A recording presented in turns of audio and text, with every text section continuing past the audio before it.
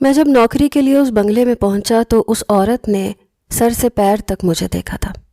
بلا شبہ وہ ایک حسین عورت تھی جسے دیکھ کر میں اپنے ہوش گنوانے لگا تھا، لیکن اس کا مجھے یوں دیکھنا مجھے حیران کر گیا تھا۔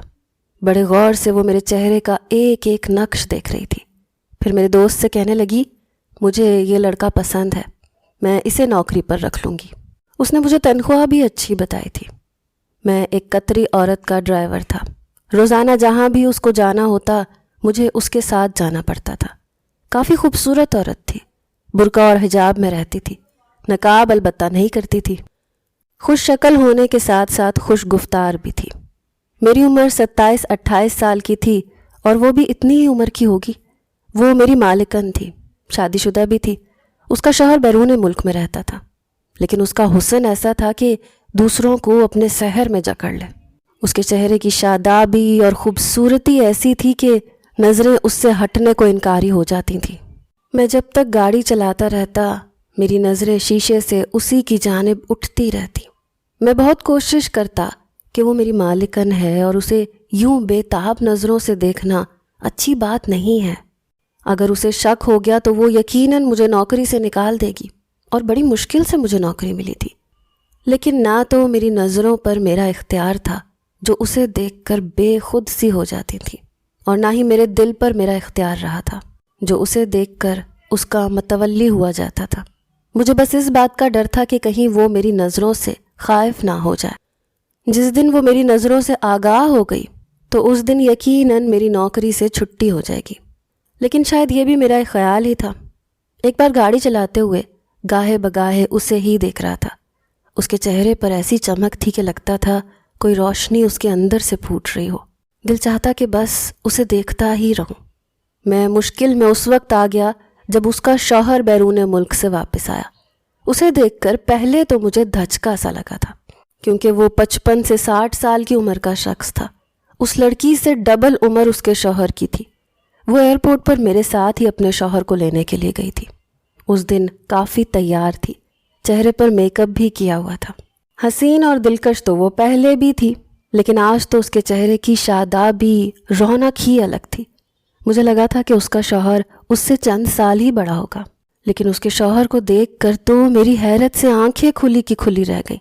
سارے بال اس شخص کے سفید تھے۔ میرا دل اس کے شوہر کو دیکھ کر بجھ سا گیا۔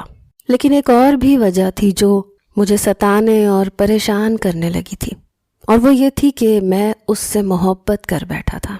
اس لیے جب اسے اس کے شوہر کے ساتھ دیکھتا تھا میرے اندر ایک آگ سی لگنے لگ گئی۔ میرا خود پر قابو نہیں رہتا تھا۔ میرا جی چاہتا کہ میں اس شخص کو خوبصورت اداؤں سے پیچھے کروں۔ کاش کہ وہ واپس بیرون ملک چلا جائے۔ رات کو جب اپنے کوارٹر میں سونے کے لیے لیٹا، میری مالکن کا حسین چہرہ میری آنکھوں کے سامنے آ گیا۔ گاڑی میں اس کا شوہر اس کا ہاتھ پکڑے بس یہی بتاتا رہا کہ وہ اس کے بغیر وہاں بے حد اداس رہا، اور اب یہاں آنے کے بعد وہ کوئی کام نہیں کرے گا، سارا کا سارا وقت اپنی بیوی کو ہی دے گا۔ یہ بات جب مجھے دوبارہ سے یاد آئی تو میری نیند اڑ گئی۔ میں کروٹ نہیں بدل رہا تھا، چاہتا تھا کہ مجھے نیند آ جائے۔ ظاہر ہے وہ اس کی بیوی تھی اور اپنے شوہر کے آنے پر خوش بھی لگ رہی تھی، لیکن مجھے یہ خیال سونے نہیں دے رہا تھا کہ رات کے اس پہر وہ اپنے شوہر کی سنگت میں ہوگی، اس کی باہوں میں ہوگی۔ میں جتنا اس شخص کی قربت اس قطری عورت کے لیے سوچتا، میری بے چینی بڑھنے لگتی۔ میری آنکھوں سے نیند کوسوں دور ہو چکی تھی۔ بار بار مجھے یہ خیال آتا کہ اب وہ دونوں ایک دوسرے سے محبت کی باتیں کر رہے ہوں گے، ایک دوسرے کے قریب ہوں گے، اور یہ خیال میری جان قطرہ قطرہ میرے اندر سے نکال رہا تھا۔ وہ عورت صبح ہی میرے ساتھ بازاروں میں نکل جاتی تھی، کبھی اپنی شاپنگ کرتی تھی، کبھی گھر کے لیے سامان خریدتی تھی، زیادہ تر باہر ہی وقت گزارتی تھی، کبھی کبھی کھانا بھی کسی ریسٹورنٹ میں ہی کھاتی تھی۔ اب چونکہ میں اس کے ساتھ ساتھ ہوتا تھا، اس لیے وہ مجھے ہی اپنے ساتھ ریسٹورنٹ بھی لے جاتی، کھانا بھی کھلا دیتی، مجھ سے باتیں بھی کرتی رہتی۔ میرے لیے تو یہ وقت کسی قیمتی اثاثے کی طرح تھا۔ لیکن آج جب میں لاؤنج میں گیا کہ اپنی مالکن سے پوچھ سکوں کہ آج اس نے کہاں جانا ہے اور کب جانا ہے، تو لاؤنج میں وہ اکیلی نہیں تھی، بلکہ اپنے شوہر کے برابر میں بیٹھی تھی، اور اس کے شوہر نے اپنا بازو پھیلا کر اسے اپنے پہلو سے لگا رکھا تھا اور اس کے بے حد قریب تھا۔ میں اچانک ہی لاؤنج میں داخل ہوا۔ سامنے یہ منظر دیکھ کر میرے اندر تو کوئی اودھم سا مچ گیا تھا۔ میں نے اپنا گلا کھنکار کر موجودگی کا احساس بھی دیا تھا، لیکن اس کا شوہر بڑا ہی بے شرم قسم کا تھا، ذرا بھی ٹس سے مس نہیں ہوا۔ البتہ مجھے دیکھ کر وہ تھوڑا جھجکی تھی، ذرا سی اپنے شوہر کے پہلو سے پیچھے ہٹنے لگی، لیکن اس نے پھر سے اسے اپنے ساتھ لگایا، کہنے لگا دور مت رہو، میں بس چند روز کے لیے آیا ہوں۔ تو وہ کہنے لگی ملازمین کا تو خیال کریں۔ وہ کہنے لگا ارے چھوڑو یار، اپنے ہی لوگ ہیں، ان سے کیا شرمانا۔ پھر مجھے دیکھنے لگا، کہنے لگا بولو کیا کام ہے۔ میں نے کہا جی وہ بیگم صاحبہ نے اگر کہیں جانا ہے تو میں گاڑی سٹارٹ کروں۔ جواب اس کے شوہر نے دیا تھا، کہنے لگا آج یہ کہیں نہیں جائے گی، بس میرے ساتھ ہی وقت گزارے گی، اس لیے تم چھٹی کرو، چاہو تو کہیں جا سکتے ہو، اور اگر نہیں تو اپنے کوارٹر میں بیٹھ جاؤ۔ یہ کہہ کر اس نے اپنا چہرہ اس قطری عورت کے چہرے کے بالکل قریب کیا تھا۔ کہنے لگا تمہارے حسن نے تو مجھے ایک پل بھی وہاں چین نہیں لینے دیا، تمہارا یہ حسین چہرہ میری آنکھوں سے اوجھل ہی نہیں ہوتا، میری مجبوری نہ ہوتی تو میں کبھی بھی بیرون ملک نہیں جاتا۔ اس کے جملے اور اس کے بے باک انداز دیکھ کر تو میرے سینے پر سانپ لوٹنے لگے۔ وہ عورت حسن کی پیکر تھی، لیکن میں نے محسوس کیا کہ اپنے شوہر کی بات پر وہ شرمانے کے بجائے گھبرائی تھی۔ پتہ نہیں کیوں میرے دل میں یہ خیال آنے لگا کہ شاید یہ شادی مجبوری اور زبردستی کی ہے، کیونکہ وہ اپنے شوہر سے کترا رہی تھی۔ جب بھی وہ اس کے چہرے پر اپنا ہاتھ پھیرتا تو وہ ہاتھ پیچھے کر دیتی۔ میں واپس اپنے کوارٹر میں آ گیا، لیکن پھر وہی بے چینی بے تابی مجھے تکلیف دینے لگی تھی۔ آنکھیں بند کرتا تو مجھے اپنی مالکن مالک کے پہلو میں نظر آتی تو میرا دل زور زور سے دھڑکنے لگتا۔ میں جھٹ سے آنکھیں کھول لیتا۔ ایسا منظر تو میں تصور میں لاتے ہوئے بھی گھبراتا تھا۔ پتہ نہیں کیوں مجھے ایک شادی شدہ عورت سے محبت ہو گئی، کیوں میں اس کے حسن کا اسیر ہو گیا تھا، کیوں میرا دل اس کا طلبگار ہونے لگا تھا، مجھے اپنا آپ بے بس لگنے لگا تھا۔ اچانک کوارٹر کا دروازہ کھٹکا۔ اس سے پہلے کہ میں اٹھ کر بیٹھتا مالکن کمرے میں آئی۔ میں فوراً اٹھ کر بیٹھ گیا۔ کہنے لگی ایسا کرو کہ مجھے پھٹکڑی اور گلاب کا عرق لا دو۔ میں نے حیرت سے دیکھا۔ میں نے کہا کہ پھٹکڑی گلاب کا عرق آپ کیا کریں گی؟ یہ سن کر اس نے نظریں جھکا لیں اور اس کا چہرہ سرخ ہونے لگا۔ کہنے لگی وہ میں تمہیں نہیں بتا سکتی، ویسے تو میں روز لے کر آتی ہوں، لیکن آج تمہارا مالک مجھے چھوڑنے کو تیار ہی نہیں ہے، مجھے نہیں لگتا کہ مجھے باہر جانے دے گا، اس لیے یہ پیسے پکڑو اور مجھے پھٹکڑی اور عرق لا دو۔ میں نے پیسے پکڑے، پوچھا کتنا؟ کہنے لگی کہ اس مال میں جانا جہاں سے میں گھر کا سامان لیتی ہوں، میرا نام لینا، پھٹکڑی گلاب کا عرق مانگو گے تو وہ تمہیں خود بخود دے دے گا، اسے معلوم ہے کہ میں روز کتنا لے کر جاتی ہوں۔ اسے کہنا کہ مالکن کا شوہر واپس آ گیا ہے، اس لیے مقدار ڈبل کرتے۔ یہ سن کر مجھے تھوڑا عجیب سا لگ رہا تھا۔ پھٹکڑی اور گلاب کا عرق مالکن کرتی کیا تھی، اور اس بات سے کیا تعلق تھا کہ مالک آ گیا ہے تو مقدار ڈبل کر دی جائے؟ بہرحال میں نے پیسے لیے اور اسی اسٹور میں گیا جہاں سے مالکن راشن کا سامان لاتی تھی۔ میں نے جا کر مالکن کا نام بتایا اور اس کا پیغام دیا تو وہ مسکرانے لگے۔ کہنے لگا ہاں ہاں سمجھ گیا۔ وہ بڈھا آیا اور اس نے پھٹکڑی اور عرق گلاب کی مقدار ڈبل کی۔ اس دکاندار کی بات نے مجھے کچھ تجسس میں ڈالا تھا۔ میں نے کہا کیا مطلب؟ کہنے لگا چھوڑو یار، راز کی بات ہے۔ پھر اس نے مجھے پھٹکڑی اور گلاب کا عرق دے دیا۔ کہنے لگا لے جاؤ، دے دینا مالکن کو۔ میں سوچنے لگا کہ پھٹکڑی اور گلاب کے عرق میں ایسا بھی کیا راز ہے؟ مجھے تو یہ ایک عجیب سی بات لگی تھی، یہ دونوں عام سی چیزیں تھیں۔ دکاندار یہ کیوں کہہ رہا تھا کہ راز کی بات ہے؟ اب میرا دماغ یہ سوچنے لگا تھا کہ آخر مالکن اس پھٹکڑی اور گلاب کے عرق کا کرتی کیا ہے۔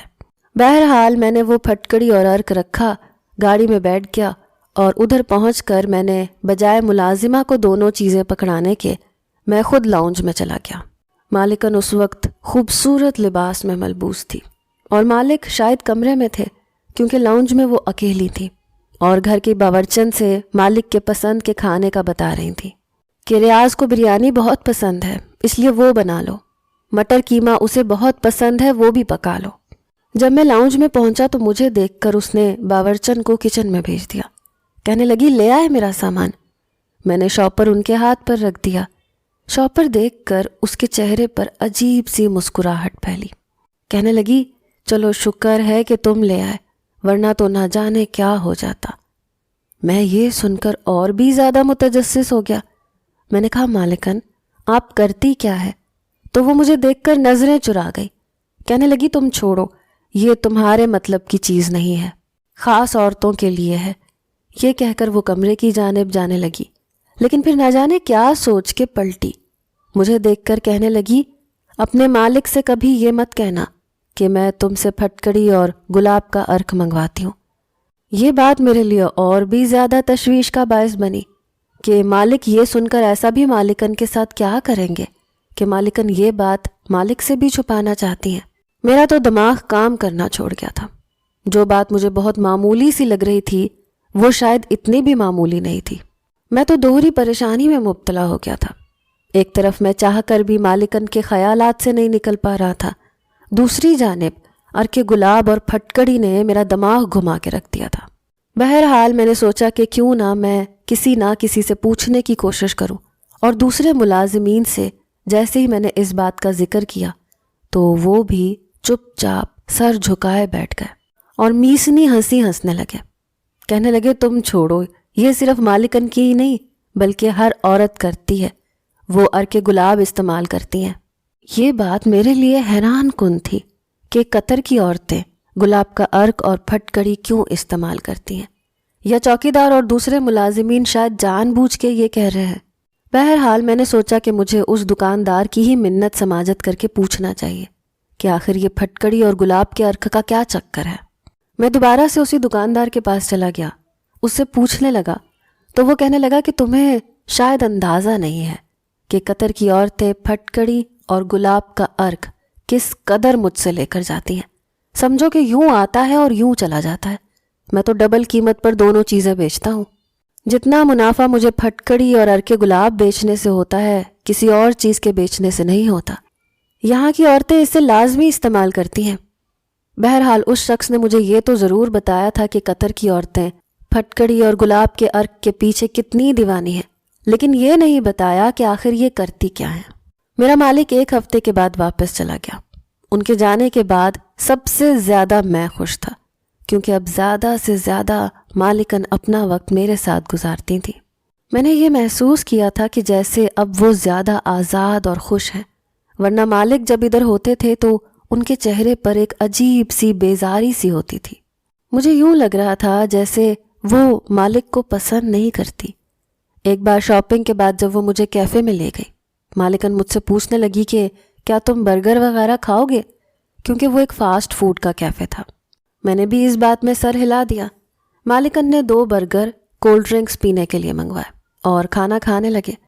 مجھ سے کہنے لگی کہ جلدی سے ختم کرو, اس کے بعد مجھے اسٹور میں جانا ہے, راشن کا کچھ سامان بھی لے کر آنا ہے. میں نے کہا مالکن آپ نے کل ہی سارا راشن خریدا ہے. میری بات سن کر وہ کچھ تذبذب کا شکار ہوئی. کہنے لگی کہ مجھے اصل میں پھٹکڑی اور عرق گلاب چاہیے. میں حیران تھا کہ میری مالکن روزانہ اتنا عرق گلاب اور پھٹکڑی آخر کرتی کیا ہے. استعمال کرنے کا پوچھو تو وہ میری بات کا جواب دینے کے بجائے میری بات ہی گول کر کے کہنے لگی کہ مجھے دیر ہو رہی ہے, جلدی کرو. میں فوراً سے برگر ختم کر کے کھڑا ہو گیا. وہ پھٹکڑی اور گلاب لے کر گاڑی کی فرنٹ سیٹ پر بیٹھ گئی. میں نے کہا مالکن ایک بات پوچھوں؟ کہنے لگی پوچھو. میں نے کہا آپ جوان ہیں, خوبصورت ہیں, آپ نے مالک جیسے شخص سے شادی کیوں کی؟ تو وہ کافی مرجھا گئی.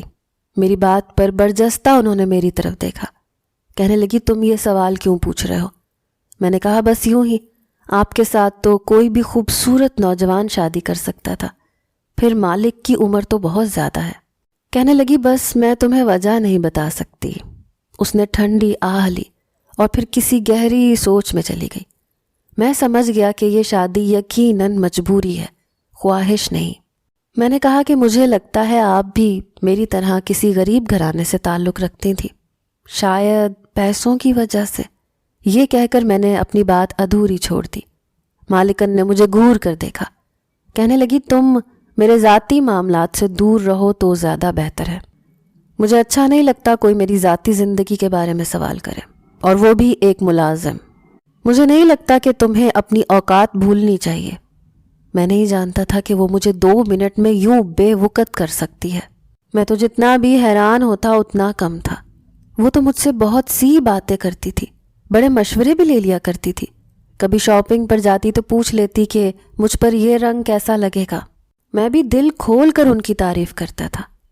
یہ میرے سوال پر ان کا مجھ سے یوں کترانا اور یوں میری اوقات یاد دلانا مجھے برا لگا تھا۔ بہرحال اس کے بعد خاموشی سے ہی میں نے گاڑی چلائی اور انہیں گھر تک پہنچا دیا۔ اگلے روز وہ پھر شاپنگ کے لیے تیار تھی۔ اس بار جب انہوں نے مجھ سے اپنے لیے کپڑے خریدنے کے لیے مشورہ مانگا تو میں خاموش رہا۔ کہنے لگی تم سے کچھ پوچھ رہی ہوں، بتاؤ یہ رنگ مجھ پر اچھا لگے گا؟ میں نے کہا میری یہ اوقات نہیں کہ میں آپ سے یہ کہہ سکوں کہ یہ مت لیں اور یہ لے لیں۔ آپ مالک لوگ ہیں، جو بھی پہن لیں اچھا لگے گا، اور میرے خیال سے آپ کو مجھ سے نہیں یہ سوال مالک سے کرنا چاہیے، کیونکہ یہ سب پہن کر تو آپ نے انہی کو دکھانا ہے، مجھے تھوڑی۔ میری بات سن کر وہ خاموش ہو گئی، کچھ سوچنے لگی۔ اس نے کوئی بھی لباس اپنے لیے نہیں خریدا۔ کہنے لگی گھر واپس چلو۔ جب میں گاڑی میں بیٹھا تو وہ بھی فرنٹ پر بیٹھ گئی، کوئی بات نہیں کی۔ پھر خود سے کہنے لگی کہ میں ایک عورت کے پاس کسی بکاؤ مال کی طرح آئی تھی۔ میں نہیں جانتی کہ کب کیسے، لیکن بچپن میں مجھے اغوا کر لیا گیا تھا۔ کچھ عرصہ ایک انگریزی عورت نے پالا، ہمیں اچھا کھلاتی تھی، پہناتی تھی، لیکن میں نہیں جانتی تھی کہ ہمارے ساتھ یہ نیکی کیوں کی جا رہی ہے۔ لیکن جیسے ہی جوان ہوئی تو پتہ چلا کہ وہ عورت ہم سے بدکاری کروانے کا ارادہ رکھتی ہے۔ مجھے گناہوں سے بہت ڈر لگتا تھا، اور اس اذیت ناک زندگی کا میں حصہ بننا ہی نہیں چاہتی تھی۔ لیکن پیار میں کیا کچھ ہوتا ہے۔ تمہارا صاحب میرا پہلا گاہک تھا، مجھے دیکھتے ہی مجھ پر دل ہار بیٹھا۔ میں اس وقت محض 16 سال کی تھی۔ میری قیمت اس شخص نے منہ مانگی ادا کی تھی، کیونکہ میں کنواری تھی۔ کنواری لڑکی کا پہلا سودا لاکھوں میں ہوتا ہے۔ مجھے روتا دیکھ کر اس شخص نے وجہ پوچھی تو میں نے کہا کہ مجھے یہ زندگی نہیں گزارنی، مجھے مردوں سے ڈر لگتا ہے، اور اس کام میں تو روز ایک نیا مرد آ جائے گا، کوئی نوچے گا، کوئی مارے گا، اپنے جنون کا نشانہ بنائے گا۔ ایسا کرو صاحب، مجھے خرید لو، ساری زندگی تمہاری غلام بن کر رہ لوں گی۔ وہ کہنے لگی کہ میری بات سن کر اس شخص نے کہا کہ اس بات کا کیا ثبوت ہے کہ تم ساری زندگی میرے ساتھ با وفا رہو گی؟ تم کم عمر ہو، خوبصورت ہو، میں تمہیں خرید لوں، چند سال بعد تم جوان ہو جاؤ گی تو مجھے چھوڑ کر چلی جاؤ گی۔ میں نے کہا کہ نہیں جاؤں گی، مجھ سے نکاح کر لو۔ نکاح کا رشتہ تو ایسا مضبوط ہوتا ہے کہ عورت ساری زندگی اس شخص کے نام پر گزار دیتی ہے۔ پھر اس شخص نے مجھ سے نکاح کر لیا۔ میری منہ مانگی قیمت اس عورت کو دے کر مجھے خرید لیا، لیکن وہ پہلے سے شادی شدہ تھا۔ جب مجھے اپنے گھر لے کر آیا تو اس کی بیوی نے فساد برپا کر دیا۔ کہنے لگی کہ باہر نکالو اسے، میں اسے برداشت نہیں کروں گی۔ تو اس شخص نے اپنی بیوی کو یہ کہا کہ وہ اسے بیرون ملک میں سیٹ کر دے گا، وہ جیسی چاہے وہ زندگی گزارے، میں اس کی زندگی میں مداخلت نہیں کروں گی۔ وہ ویسے بھی بیرون ملک جانے کی دلدادہ تھی، اس لیے مان گئی۔ وہ شخص اپنی پہلی بیوی کو بیرون ملک لے گیا، لیکن وہ عورت اس شخص کو زیادہ یہاں قطر میں نہیں آنے دیتی، اپنے پاس ہی رکھتی ہے۔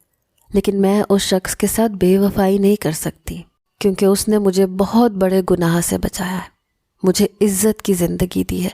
اس لیے اسے خوش کرنے کے لیے میں روزانہ پھٹکڑی اور گلاب کا عرق کسی طرح سے استعمال کرتی ہوں۔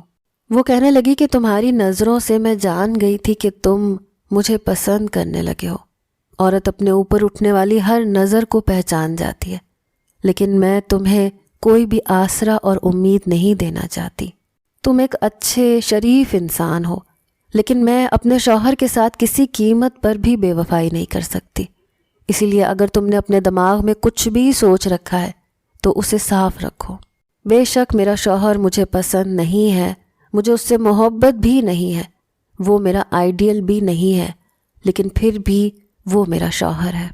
میں اس کے لیے اس کی خوشی کی خاطر سجتی ہوں، سنورتی ہوں، تاکہ وہ مجھ سے خوش رہے، کیونکہ اس نے مجھے بہت بڑے عذاب سے بچایا ہے۔ میں مر تو سکتی ہوں، لیکن اپنی دلی خواہش کی خاطر اپنے شوہر کے ساتھ بے وفائی نہیں کر سکتی۔ اس عورت کی اس بات نے تو میرا دل جیت لیا۔ وہ واقعی بہت اچھے کردار کی مالک تھی۔ اس کی باتوں سے مجھے اندازہ ہو گیا تھا کہ جتنی محبت میں اپنے دل میں اس کے لیے رکھتا ہوں وہ بھی مجھے پسند کرتی ہے، لیکن میری خاطر وہ اپنے شوہر کے ساتھ بے وفائی نہیں کر سکتی۔ اب تو میرے دل میں اس کے لیے عزت و احترام اور بھی زیادہ بڑھ گیا تھا۔ وہ واقعی قابل عزت ہے، لیکن پھر وہی سوال کہ آخر وہ پھٹکڑی اور ارکے گلاب کا کرتی کیا ہے؟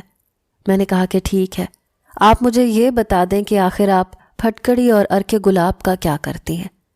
یہ سن کر وہ کہنے لگی کہ بتاؤں گی تمہیں کسی دن۔ پھر مجھ سے کہنے لگی کہ میری ایک جاننے والی ہے، بے سہارا بھی ہے، اس کی ایک بیٹی ہے، بہت پیاری اور خوبصورت ہے، ایسا کرو تم اس سے شادی کر لو۔ یہ سن کر میں نے بے ساختہ اس کی طرف دیکھا، ایک ٹھنڈی آہ بھری، تو کہنے لگی تم خوش رہو گے، وہ بہت اچھی لڑکی ہے۔ میں نے کہا ٹھیک ہے، آپ کہتی ہیں تو میں کر لیتا ہوں۔ بہت جلد میری شادی اس نے زرینہ سے کروا دی۔ وہ بھی بے حد خوبصورت تھی۔ میں رات کو واپس زرینہ کے پاس چلا جاتا تھا۔ ماں بیٹی اکیلی رہتی تھی، اسی لیے میری ساس کو اپنے گھر پہ مجھے رکھنے پر کوئی اعتراض نہیں تھا۔ زرینہ کا حسن ایسا تھا کہ میرے دل میں اس کا مقام اور محبت بڑھنے لگی۔ میں حیران تو اس وقت ہوا جب اس نے مجھ سے پھٹکڑی اور ارکے گلاب مانگا۔ میں نے حیرت سے اسے دیکھا۔ میں نے کہا تم وہ کیا کرو گی؟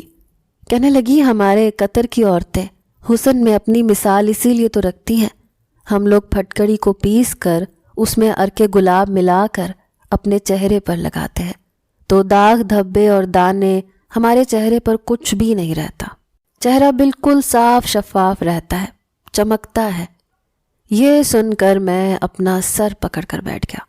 میں نے سوچا تھا کہ پتہ نہیں قطر کی عورتیں ارکے گلاب اور پھٹکڑی سے کرتی کیا ہیں، لیکن یہ تو ایک معمولی سی بات تھی۔